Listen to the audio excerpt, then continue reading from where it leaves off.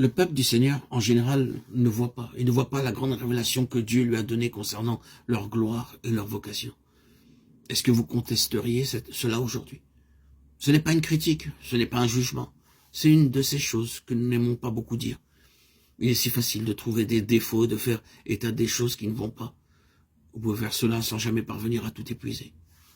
On peut très bien ne pas aimer faire cela et cependant y revenir sans cesse. Les enfants de Dieu ne voient pas la grandeur de son dessein en Christ, l'immensité de ce qui procède des conseils éternels. Ils voient si peu, et beaucoup parmi eux ne sont pas désireux de voir. C'est cela la plus grande tragédie. Ils sont satisfaits, ils n'en veulent plus, et beaucoup sont méfiants, pleins de préjugés et fermés. Le Seigneur n'a pas un libre accès, car ils n'en veulent pas. Je le redis encore, il y en a beaucoup qui ne payeront pas le prix, non pas le prix par rapport à leur salut, mais tout ce qui implique de marcher dans la pleine pensée du Seigneur. Le choix se porte vers la popularité, l'acceptation de la part des hommes vers les larges portes de la popularité et des opportunités et des choses semblables. C'est une situation très généralement répandue. Dans de telles circonstances, qu'est-ce que le Seigneur fera? Il lèvera dans un groupe de croyants un instrument prophétique. Dans le cas qui nous préoccupe, c'est avec l'individu, le prophète, qu'il commencera. Il suscitera un instrument prophétique qui caractérisera sa pensée. Vous savez bien que le titre du prophète, c'est « Fils de l'homme » et que c'est une expression qui signifie toujours représentation. Il prend l'aspect de la forme d'homme, dans le chérubin des 4 êtres vivants en forme d'homme, c'est-à-dire en représentation du Fils de l'homme. Il connaît la pensée de Dieu pour son peuple. Il a les pensées de Dieu en plénitude.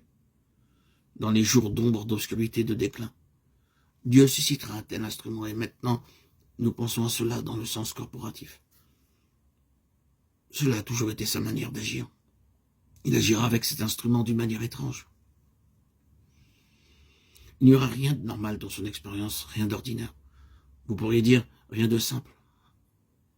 C'est un étrange, mystérieux et extraordinaire processus que le Seigneur utilise pour lever un instrument prophétique. Il demandait à ses prophètes de faire toutes sortes de choses extraordinaires. Ézéchiel a dû se tenir couché durant de nombreux jours devant tout le peuple, premièrement sur son côté gauche et ensuite sur son côté droit. Et les gens, le regardant, disaient « Que fait cet homme? Il est fou. » Mais tout cela constituait son message. La voix d'un vase pour ce dessin n'est pas une voix directe, comme les hommes l'appellent. C'est une voix inhabituelle.